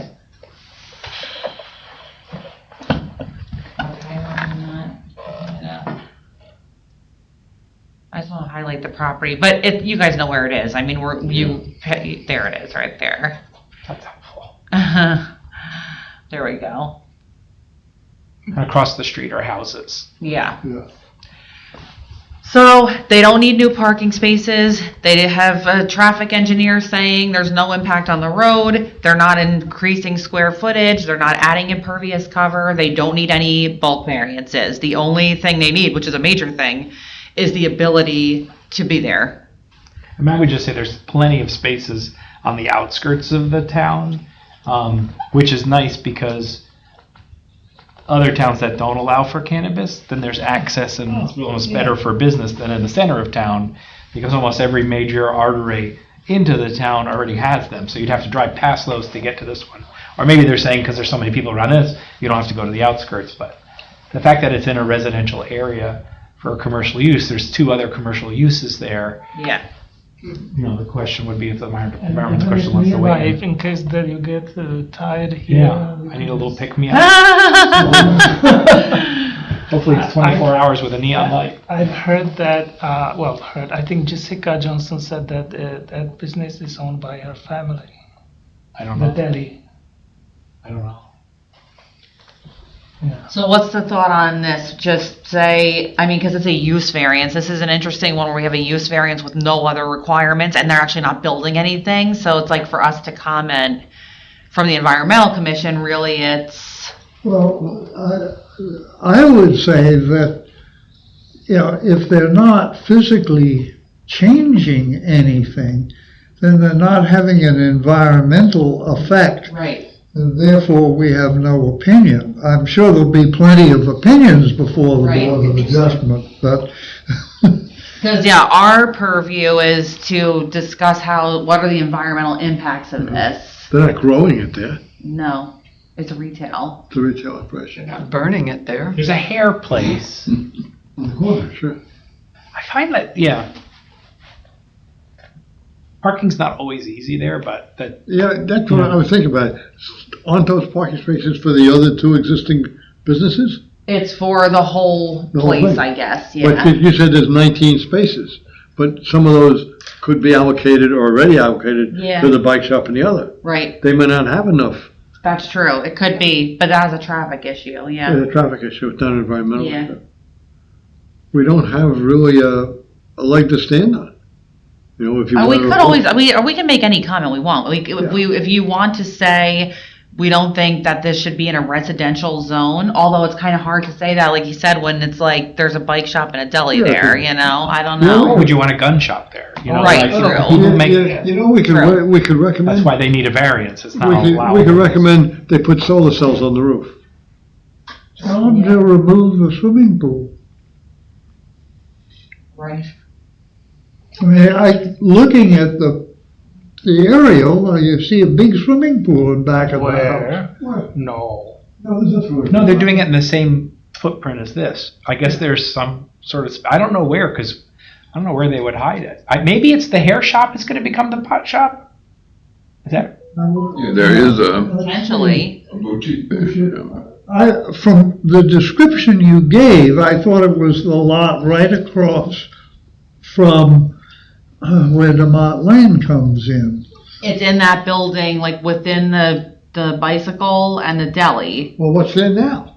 I don't know if Is they it say an what's empty there now, building? let's Empty see. store? The current Same building. variants have it within a portion of the existing building. The current bicycle shop and deli will remain operational. No site improvements are proposed. I don't know where there's room to do it, but Yeah, that's I mean, just me. I go to get my hair cut there at Raymond's. Oh, yeah, there you go. That had better not be removed. Yeah. That might So be the how thing is that's the parking removed. there?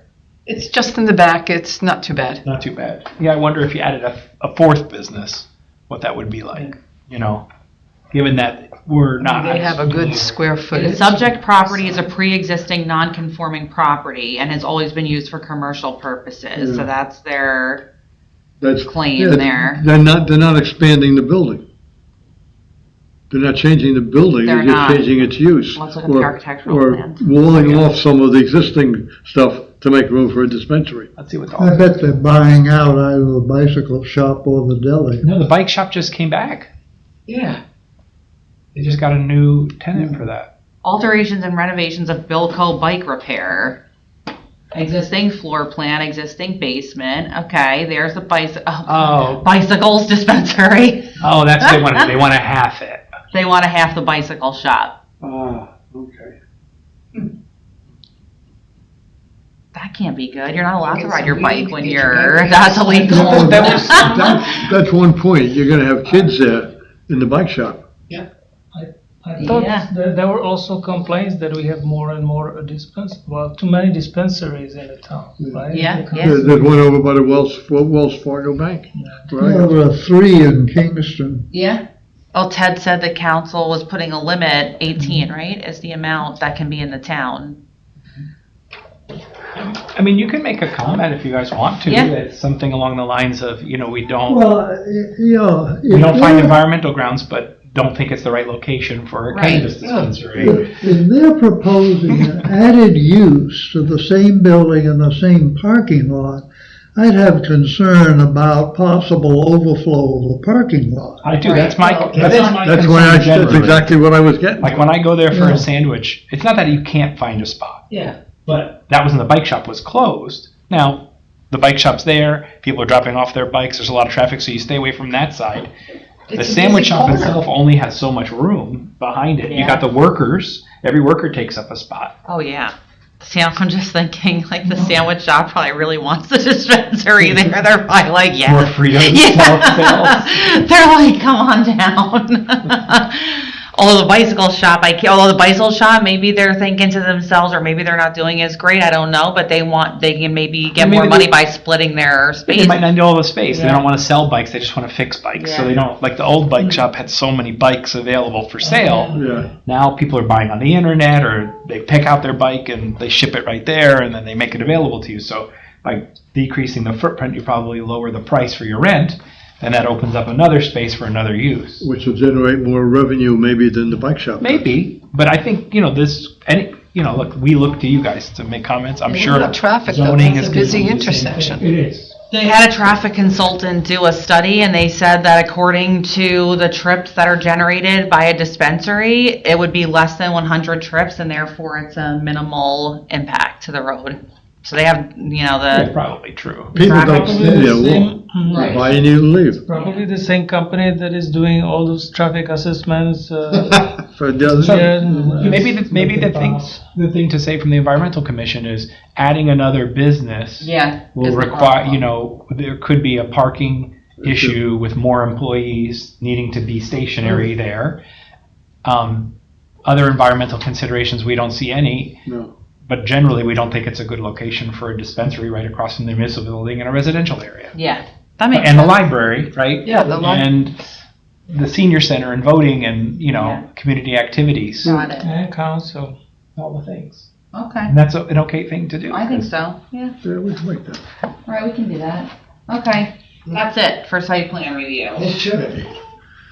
You didn't want me to say anything about NP? Oh, I'm sorry. You did have one. I'm sorry, Ted. I forgot that you I had don't one. have anything to say because I can't figure out what change they've made. That's the problem. They may have, I noticed that the current plans show a couple of sort of outdoor patios with tables, I call them amenities, and those may be added, but it doesn't affect my prior comments. The main comment is that they ought to have a row of evergreens along the side of the property facing where there's a house, a residence next door.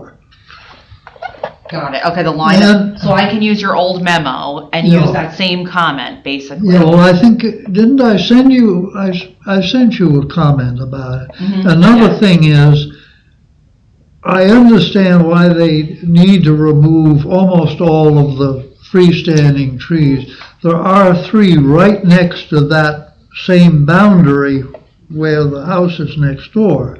And they need to persuade me that they can't save those because they're proposing to plant new trees in the same place. Okay, got And it's it. always better to keep existing trees if they're, For as some long as they're people here, alive. what means NPE? Well, It's the name of this, it's just the name of the development that This is is the the NP. corner of Davidson and New Brunswick Road. Well, they want to build that office building, store underneath and office on top. Yeah, And then the second building, yeah. And I'll tell them they also have to submit an update, a list of what they updated. Is this Yeah. is this the warehouse or is it next to it? No, it's not a warehouse, it's the office building and This some is right retail. there, right? Yeah. Right opposite the entrance to Somerset Run. Okay. yeah. Another comment that I had was that they do have 2 charging stations, so 4 places. One of them is right on the front of the retail building. And my suggestion is put it around at the end of the building because the spaces right at the front of the retail building will be the most used in and out traffic. Whereas, if you're charging, you want to park there for a couple of hours. Yeah. So, Got but it. this is not really much of an environmental comment, except that we are concerned with charging stations. Yeah.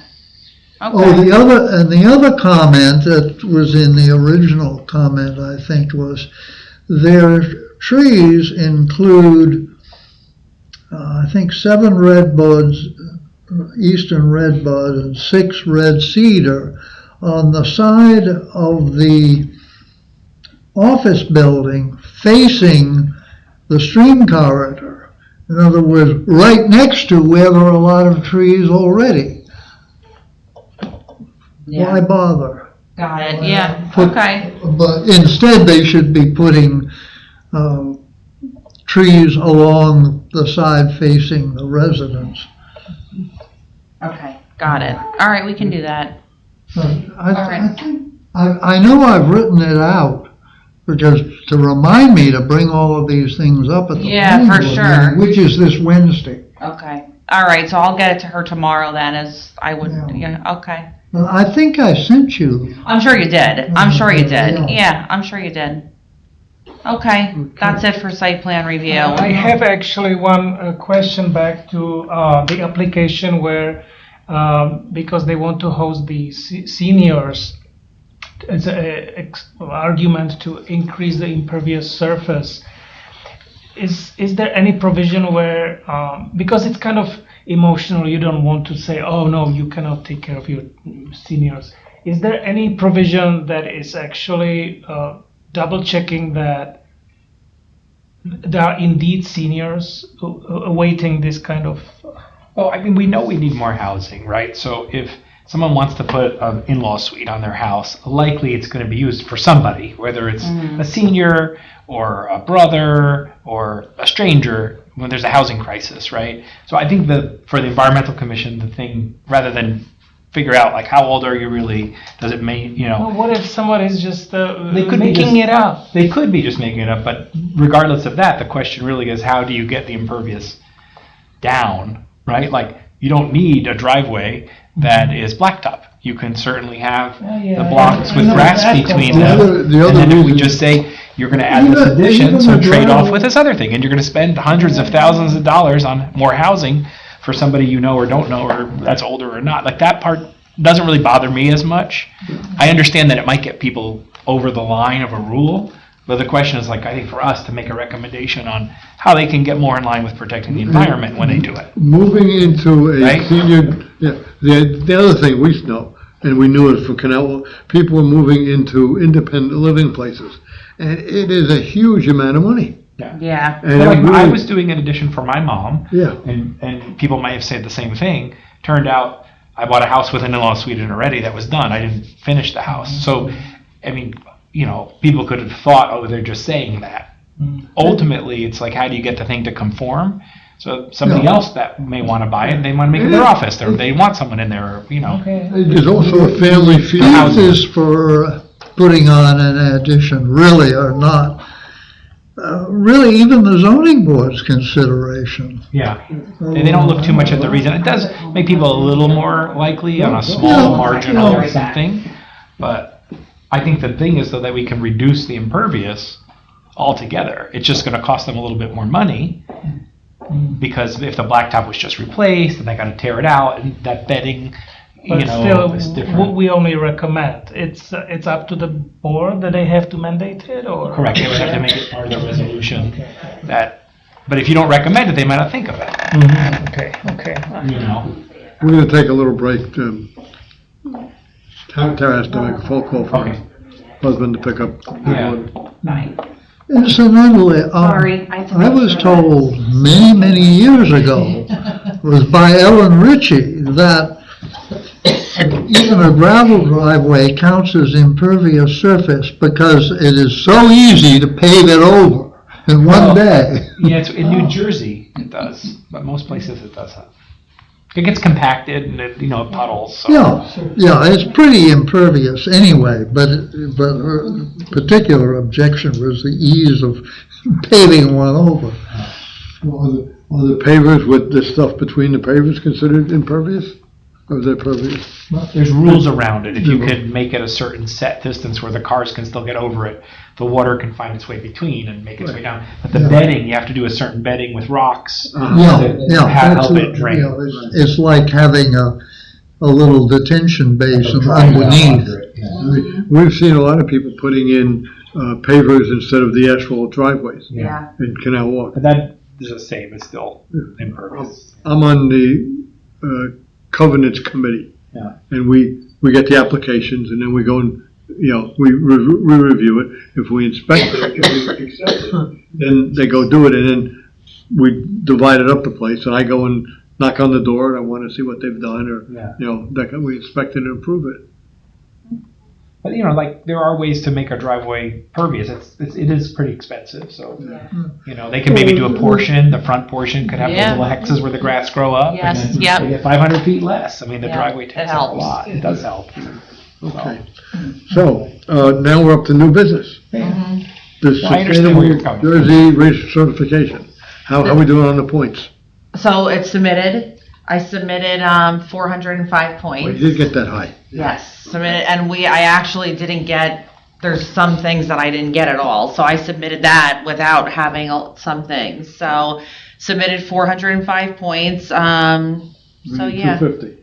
350. 350, rather. Yeah, we needed 350, so yeah, so it's been submitted, now Sustainable Jersey will go through and review it, and then by July 1st, I think, or June 30th, they get their comments, and we have until the end of July to address comments. They might come back and say, we reject a few of these, but you still have 350 points, and then we're done at that point. There might be some things that need to be amended, but either way, it's been submitted. Is there a chance if they didn't accept all of ours, do we have an inventory that we can pull some of the Yes. stuff you didn't submit? Oh, yeah, there's a And ton it of would be stuff. acceptable to do that? Yes, absolutely. You can submit new things, you can, Right. but I don't think they're gonna reject, like, that would be 60, that would be what, 55 points? So we gave them a big buffer, so, Okay. yeah, Good. so it's in and done. Yep. Firefly Walk partnership with TAC. Yeah, so the Trails Advisory Committee, we met last week. I did tell them that the EC was really interested in working with them on the Firefly Walk. So I am going to reach out to the Dark Skies organization and see if I can get some handouts from there. And basically, they're looking to do it. They think it's either going to be the second or third Saturday of July. Let me just look at my calendar here. The second, so July 12th or July 19th. That's what they're looking to do. They have to check and see when the fireflies are going to be the most abundant, basically. So that's what we're trying to figure out. But in the meantime, what we'll be there for is to do the Dark Skies initiative.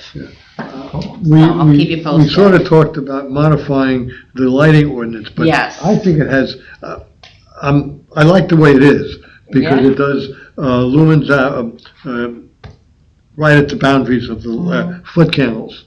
But changing the color, which is what Robin's been looking for, I'm not so sure about that. Yeah, well, that we can talk about more for sure. We haven't even, but this would really be to just kind of promote the Dark Skies initiative. That's a different story. And then the EC can be there. Anyone who wants to be there, walk with the Trails Committee. It's a really nice event too. Anyway, it's just nice. You get to be out there at night at the John Clyde Preserve. So pretty. It is. It's beautiful. Yeah. So. Okay.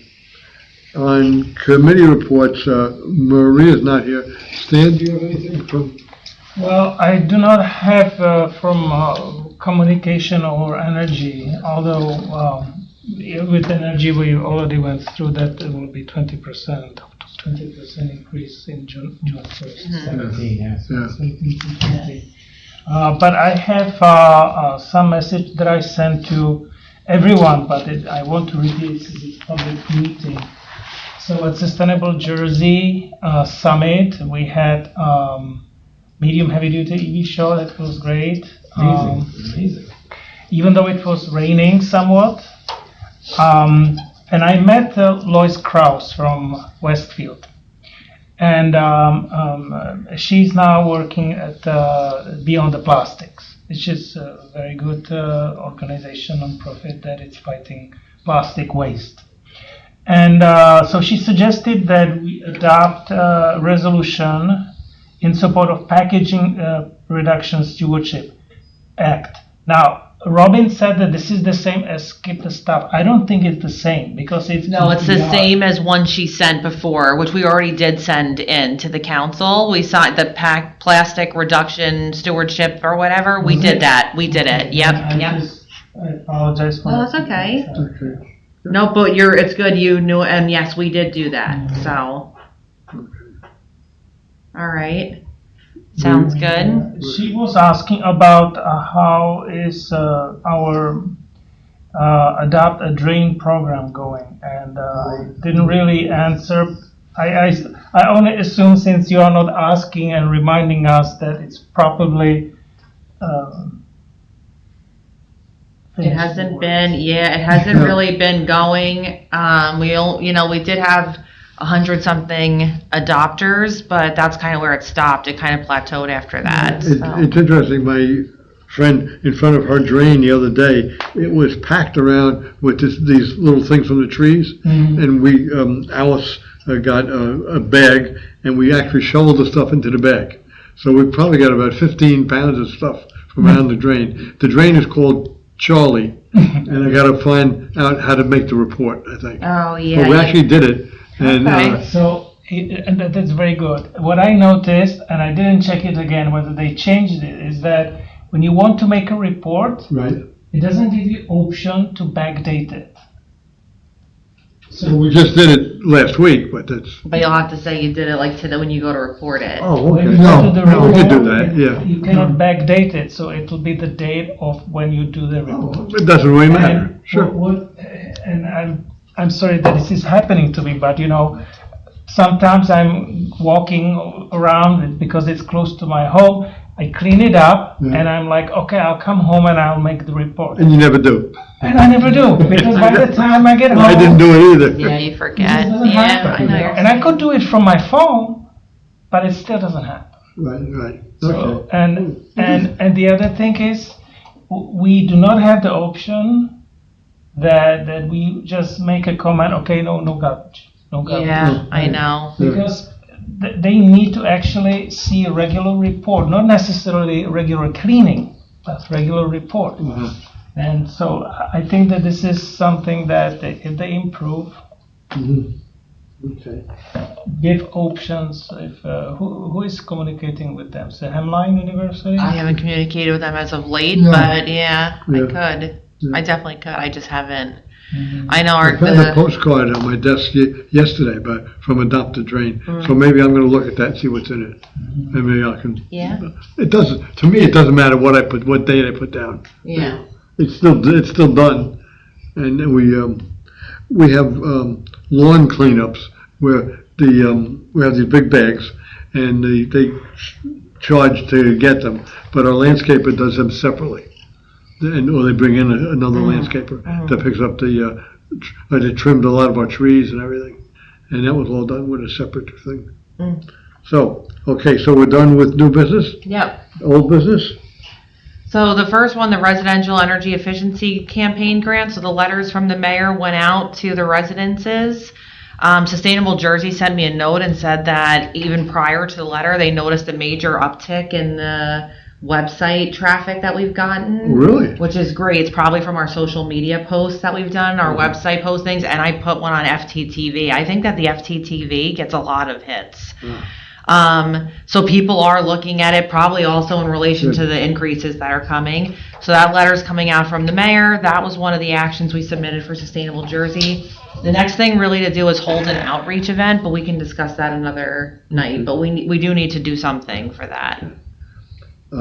What's happening with the update of the ordinance on the youth member? Do you have any updates, Ed, on that? The youth member? No, I didn't go to the last council meeting, so I'm Okay. not here. Okay. So Ed will talk about it at the next, or he'll look at it before the next council meeting. Right. I think I resent you the memo, so you have it. This way it shows like what part of the ordinance we're looking to amend, which is basically, we just want to add the same language that the advisory board of recreation has, or the recreation commission. We want to add the same language they have that allows them to have a youth member. We want to add that same thing to ours. Okay. And actually, I was thinking about that because in the past, you would bring intern here. Yes. Intern, it's a different classification. Yes, that's not a youth Right. member. Yeah, they're an intern. But the junior member, he could also have dotted line to you and could maybe help you with something. Oh, absolutely. Yeah, And definitely. this is, 100%. Yeah. really something. Okay. Yeah. Skip the stuff, voluntary program. I'm working on this with Robin. So Okay. Robin is putting together some advertisement and things that we need, how many decals. So once she gets me that, I can order it. We were coming back from Tufts just now. I got back this afternoon, but we stopped in a McDonald's up in Connecticut, and they gave you forks and knives in a plastic thing with the chicken. And I don't think we used it. We used some of it, but there's also that was one where why put all that stuff in there? They didn't It's ask us to just unnecessary, yeah. put it in, and one packet would have been enough for the two of us. We share. But there was an article somebody mentions on the web that some place was using compostable utensils. And with the tariff, all the other stuff in the place is American. The combustible forks come from China. And it's going to be $30,000 a year more for this lady because of the tariffs. That fall under the tariffs from China. Speaking of skip the stuff, when I was at Sustainable Jersey Summit, although I didn't attend that session, Robin did, and she briefed me that Bob Smith said that they are seriously considering now skip the stuff to take it as a state law. Yes, I've heard that too. I have heard that too. And that would be amazing. Yeah, absolutely. The curbside composting program, we had the tourist group in, and I went down and audited Trenton Biogas, but the driver that they were going to use evidently couldn't get insurance. They still don't have their I don't insurance think so, still? no. Robin put them in touch with an Yeah. insurance agency. I talked to this Anthony Wu that was here, Yeah. and I think the driver had some problems. And So we're our still on place says, hold. it's still on hold. Okay. If you're going to come into our place, you need to have insurance. Well, they're gonna have that anywhere. They're gonna Well, have that's that the whole absolutely point. I don't think they anywhere. ever figured that out. Wow. But, and right. so that's where they are. Okay. Now, there was another, when we did, Marie and I did the thing at the high school. And they had a composter there, but it was yay high and it rotated around. Oh, And it yeah. made soil. The earth machine. Yeah. That thing actually works really good, but it's labor intensive. It's You have to labor go in there and intensive, stir it and and even water it sometimes. that we couldn't see Yeah. on our patio. You do, I mean, right? I've got 15 or 20 people in Canal Walk that have already said they want to do it, but Yeah. I don't have a vendor. But they probably prefer to have it taken out. Yes. Because when it's in your backyard, it's great if you're using, but there's times that it's like, it We smells. really don't it's have crap, we don't have backyards that you could put it in. I mean, You we've gotta got. wait for these guys. They gotta get their insurance though, because they're not gonna be able, it's not just Canal Anywhere. Walk. They're gonna run into I this mean, problem anywhere. I told her, I said, it's not just for us No. you gotta protect your own people. Oh my If gosh. somebody had an accident, they're driving around, and if they have a car accident somewhere, and they're doing business, Yeah. the insurance company will take them, Oh, absolutely. They need insurance. Yeah. I So got it. anyway, that's where that is. Okay. And I don't have any other old businesses requested by the commissioners. Does anybody else? Oh, I can make a comment. The sign is missing from my community. The two-sided sign about, what is it, about wait the mow, and then the other thing. Oh, the is save about the leaves and the, Yeah, I'm surprised it stayed up as long as it did, but it's gone now. Oh, okay, all right. Well, I don't know, but we can get a Says- replacement. I can give you the name of our property manager, and you could say it's a township What was sign. your goal on putting it there when you are not in charge of mowing? Are you? No, but I mean, I took it for my community, Yeah. You were and I like, posted it in the empty lot that separates us from the houses, and it was facing the DeMott, very Martino. oh, so you were trying to promote it. Yeah, I see what you're saying. Yeah. Someone took it down. And it, so somebody Yeah. took it, maybe they only read the one side, oh, it's It was passed. super windy, so I did notice some of some signs really took flight. Okay. It was really windy. Like I put my glasses on the table outside and they blew off. Oh, geez. It was windy. We made the last few weeks. I was just disappointed it was gone. And Yeah. that Get it. sign, when I mowed, I took it out, right? Well, we hire a landscaper, he's actually better than the last one, they're doing better work, but it lasted for, a few weeks. Yeah. But it had the Another message one on the for other leave? side about Yeah. the leaves. It's gone now. But it's not meant to stay. Maybe I should check the dumpsters. If you need it if you need The another leave the sign leaves for the sign leave the left. leaves, we have another. So I can all get right. another. Okay, well, we don't have any public to open the meeting to, so we'll adjourn that part of it. And that leaves us up to making a motion to adjourn the meeting. So moved. Second? All in favor? Yes.